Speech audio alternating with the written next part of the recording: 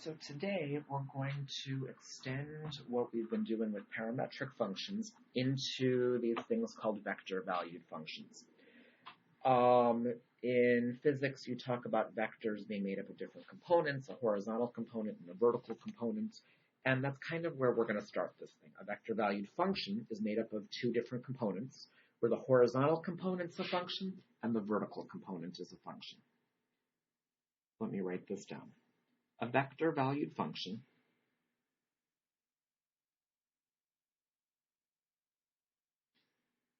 and for some reason we usually use r of t. And to show that it's a vector, I'm going to put my little vector symbol above the r. That's made up of a horizontal component and a vertical component.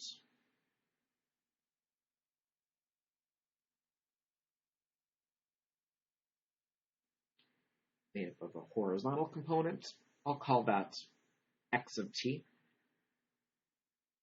and a vertical component,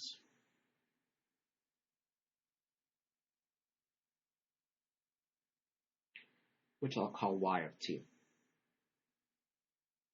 A vector-valued function, r of t, is made up of a horizontal component, x of t, and a vertical component, y of t. And I can write this as r of t equals, hopefully you've seen this notation in physics with the square brackets like that. I can say this is x of t, comma, y of t. I'm sure you're used to seeing vectors with numbers. This vector is 2, 1 or something, meaning going 2 horizontally and then up 1. But now our different components themselves are going to be functions, and we'll kind of see how this plays out mathematically. Once we have one of these vector-valued functions, by the way, this is really like what we were just dealing with our parametric functions. I have an x component, I have a y component. That's really all. To find derivatives,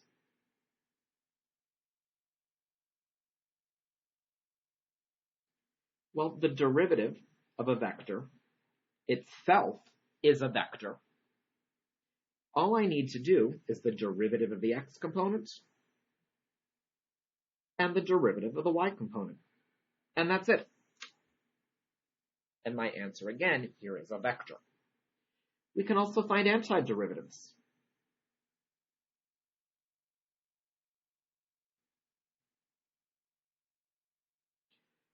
If I want to do the integral of a vector-valued function, r of t dt, all I have to do is integrate the x component, comma, integrate the y component. Let me show you two just pure mathematical calculations. Then we're quickly going to move into two-dimensional motion, which is really where vector-valued functions show up. So for starters, let's say if we have the vector r of t, which equals 1 over t, comma t squared, let's find the derivative, r prime of t. All I need to do is find the derivative of the x component and the derivative of the y component. The x component, well, that's really like t to the negative 1. I'll use power rule negative 1, t to the negative 2, or negative 1 over t squared. The y component, the derivative of t squared, 2t. The derivative of my vector over here is this vector. We can go in the opposite direction. If we have a derivative, if r prime of t equals the cosine of 2t, comma negative 2 sine t, find the original vector-valued function r of t if I give you a little bit of additional information and tell you that r of 0 equals the vector 3, comma negative 2. So basically, it's like I'm telling you the starting position. Starting position is the point 3, comma negative 2, more or less. Well, I'm going to go and do some integration. R of t is going to equal the vector that is the integral of the cosine of 2t dt, comma the integral of negative 2 sine t dt. Over here, I've got to do a u substitution. I'm going to make u 2t, and du is 2 dt. Normal integration stuff is going on here. Stick a 2 inside and a 1/2 outside. You're going to get 1/2 times the integral of the cosine of u du, comma negative 2 times the integral of the sine of t dt. And I think this is looking like 1/2 sine u plus a constant, comma negative 2 times negative cosine, so I'm going to make that positive 2 cosine t, plus, you know what, it's still a constant, but it's a different constant. Let me call this one c1, and let me call this one c2. Actually, then I can say 1/2 sine 2t plus c1, comma 2, comma cosine t plus c2. And that's my r of t. Actually, except for the fact that I haven't yet plugged in my 0 and tried to find my c1 and c2, I'm hoping I can do this in just 3 lines. Let's see. R of 0 is going to equal 1/2 sine 0 plus c1, comma 2 cosine 0 plus c2. And I know this should equal 3 comma negative 2. Let's see, sine of 0 is 0, half of that is still 0. I'm getting c1, and I'm getting cosine of 0 is 1, so times 2 is 2. 2 plus c2. Let's see, c1 just looks like 3. This on the side. C2, 2 plus c2 should give me negative 2. You can write out that equation if you want, or you can just realize that's going to be negative 4. So my final answer, my final vector valued function is r of t equals 1/2 sine 2t plus 3, comma 2 cosine t minus 4. Again, our focus isn't going to be so much of this stuff. It's going to be, let's apply this to two-dimensional motion. That's the idea. So moving on to two-dimensional motion. Everything we did before with motion problems is basically just going to get kind of expanded into 2 dimensions here. Two-dimensional motion. Well, first of all, if we have position, which this time isn't just, so the idea here is we no longer have a particle moving along the x-axis. We have a particle moving in the x direction or the y direction. So it might move along a path, I don't know, that looks like this or something like that. Before, our particle was truly just moving back and forth along the x-axis.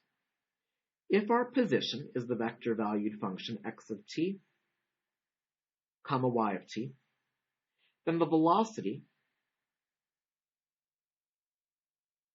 is just the first derivative of position. And we already saw how to do derivatives of vectors. We just do the derivative of the x component, comma the derivative of the y component. We also have acceleration. A of t equals, well, v prime of t, or s double prime of t, whatever. What we really care about is it's x double prime of t, comma y double prime of t. Speed is the absolute value of velocity. Well, I can't really talk about absolute value with vectors, but I can talk about kind of an equivalent. I can talk about the magnitude of my velocity. The magnitude is going to be the square root of the x component of velocity, x prime of t squared, plus y prime of t squared. Let's see. To figure out when you're moving left, well, really I just want the x component of position to have a derivative that's negative. I really want x prime of t to be negative, x prime of t to be positive if I'm moving to the right. If I'm moving down, y prime of t is negative. If I'm moving up, y prime of t is positive. I'm not going to bother writing that down. I think there is one last idea we need to look at. The total distance traveled over some time interval is the total distance traveled between here and here. Well, really, that's just asking for the arc length, the length of that curve. That's our formula we had from last time. The integral from a to b of the square root of dx dt squared plus dy dt squared, or I can call it x prime of t squared plus y prime of t squared dt. Really, I'm just kind of like integrating my speed. And that's really all I have for the notes, but I've got to show you how to apply these things. So hopefully you were able to print out that 3-page package titled Two-Dimensional Motion in Class Examples. I just want to show you a couple things here. First of all, we're told the particle's moving in the xy plane so that at any time the position's given by, there we go, this parametric function, vector valued function. For our purposes, they're basically the same thing. First thing I want to do is find the velocity vector when t is 1. Well, my position vector, first of all, s of t, is just going to equal t cubed plus 4t squared, comma t to the fourth minus t to the third. The velocity is the derivative of position. So I'm going to take the derivative of both of those components, and I'm going to get 3t squared plus 8t, comma 4t cubed minus 3t squared. That's my velocity function. From physics, you're used to velocity being, well, a vector with numbers in there, and that's actually what I want to find now. I want to find the velocity specifically when time is 1. All I'm going to do is I'm going to go plug 1 into this function, and I'm going to say 3 plus 8, comma 4 minus 3. Your velocity vector is going to be 11, comma 1. I know at time 1, it's moving like right 11, up 1, something kind of like that. Acceleration. Well, I'm first going to create my acceleration vector based on my v of t over there. I'm going to go do my derivative again. I'm going to get 6t plus 8, comma 12t squared minus 6t. I want to do this at time 2, so the acceleration at time 2, 6 times 2 plus 8, comma 12 times 2 squared, minus 6 times 2. 12 plus 8, that's 20. Oh, goodness, let's see here. This is 48 minus 12, I'm thinking that's 36. And again, both of these have a horizontal component and a vertical component. A few more of this. Particle moves in the xy plane, so the position is given by those two things. Find the speed when t equals 1. Well, first of all, my position is the vector t squared plus 3t, comma t cubed minus 3t squared. I need to find my velocity vector. V of t equals 2t plus 3, comma 3t squared minus 6t. And I think I'm going to go ahead and find my velocity at time 1. Then I can just find the magnitude of that vector with constants in both components to get my speed. My velocity at time 1 is going to equal 2 plus 3, comma 3 minus 6. It's looking like 5, comma negative 3. Speed is the magnitude of velocity. So I'm going to go find the magnitude of this vector, which really just means I have to square the x component of my velocity and square the y component of the velocity. 25 plus 9. Speed is the square root of 34.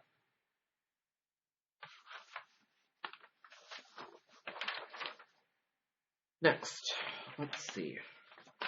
Example number 3.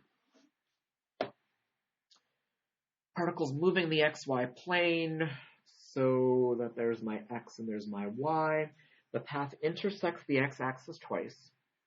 I want to find an expression that represents the distance traveled between the two x-intercepts, then evaluate. And no calculator till the end. Okay, well, let's see, I might as well create my position function. Why not? My position function is the square root of 3 minus 4 cosine t, comma 1 minus 2 sine t. If this thing is intersecting the x-axis, that means I'm looking for x-intercepts. Let me see, I have no clue what it looks like, but it intersects that twice, maybe something like that. I'm looking for a point like that and a point like that. I'm looking for where the y-coordinate is going to be 0. Well, let me set my y component of position equal to 0. Let me say 1 minus 2 sine t equals 0. Which means 1 equals 2 sine t, which means sine t equals a half. Using what you know about the unit circle, where is the sine 1/2? I think that's going to happen at pi over 6, comma 5 pi over 6. I'm going to go and I'm going to try to find my total distance traveled, which means I need to integrate from my first time to my second time, pi over 6 to 5 pi over 6, and I need to integrate the square root of, well, the x component of position, that derivative. Okay, well, the derivative of negative 4 cosine t is negative 4 times negative sine t, so I'm just going to say 4 sine t, and I'll square that. Derivative of the y component is negative 2 cosine t. So I'm going to go square that. And I think that's probably good enough. At this point, go to the calculator. Make sure you're in radian mode. And do some integration.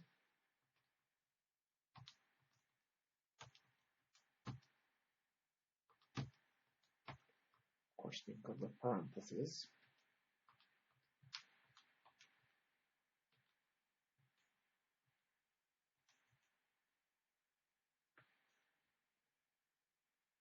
Thinking about negative, not negative, I'm thinking about 7.347. That's how far the particle will have traveled between time pi over 6 and 5 pi over 6. Last one.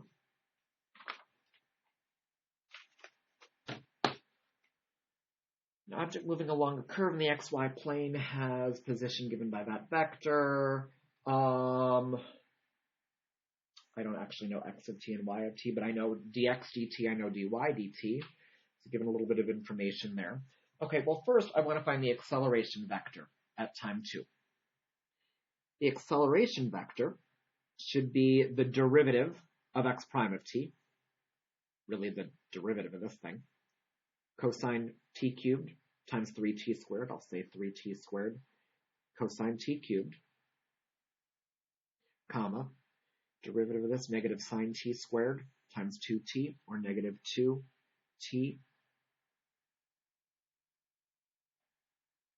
sine t squared. I want to do this at time 2, so I'm going to say a of 2 equals, okay, let's see here, 3 times 2 squared, that's 12, cosine 8, comma, negative 4 sine 4. This was a calculator problem, so I might as well go to the calculator at this point and try to get some decimals out of this. It's approximately negative 1.746, and let's stick with the AP rule of 3 decimal places, just because that's kind of what we're used to, comma 3.027.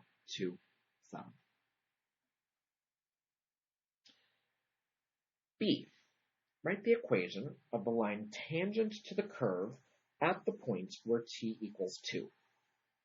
Well, I want a tangent line, so that's y minus y1 equals m times x minus x1. Let's see. x1, oh, you know what? When t equals 2, I'm told the position. That's my x1 and y1. I've got 1 there, I've got 4 there. To find the slope, I want a scalar for my slope. I don't want like a vector or anything like that. I need to do what we did last time with our derivatives of parametric functions. dy dx is going to equal dy dt over dx dt. That's going to be, let's see, the cosine of t squared over the sine of t cubed. I care about this at t equals 2, so I'm going to say the cosine of 4 over the sine of 8. I'll go to the calculator for that one. It's looking like about negative 0.661. So I'm going to say y minus 4 equals negative 0.661 times x minus 1. Can't see that, but there we go. Next. Find the speed of the object at time 2. Well, I need to find the magnitude of the velocity at time 2. My velocity vector, well, it's basically given by this thing over here. So I need to do the square root of the sine of 2 cubed, the sine of 8 squared, plus cosine of 2 squared, cosine of 4 squared. Oh, let's just go to the calculator and do this one. I think that should be about 1.186.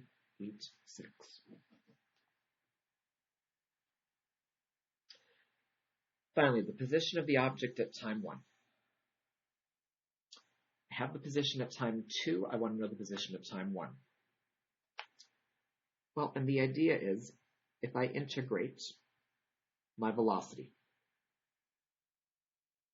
from time 1 to time 2, I should get my position at time 2 minus my position at time 1. You know what? Let's not bother. Why don't we go right away and just deal with the x component and the y component? That's really what we're talking about here. So instead of doing that, how about I integrate x prime of t dt, which I know should equal x of 2 minus x of 1. And at the same time, I'm going to integrate y prime of t dt from 1 to 2, and I'm going to get y of 2 minus y of 1. I know at time 2 the x component of the position is 1, and I know at time 2 the y component of the position is 4. I'm just going to go to the calculator to figure this one out. I'm going to integrate the derivative of the x. That's really integrating the sine of t cubed dt from 1 to 2. Similar thing over here. I'm going to integrate, let's see, y prime of t. I'm going to integrate cosine t squared dt from 1 to 2. That's going to equal 4 minus y of 1. That should be of 1. Go to the calculator to do these. Again, make sure you're in radian mode, but then go do your FN int stuff.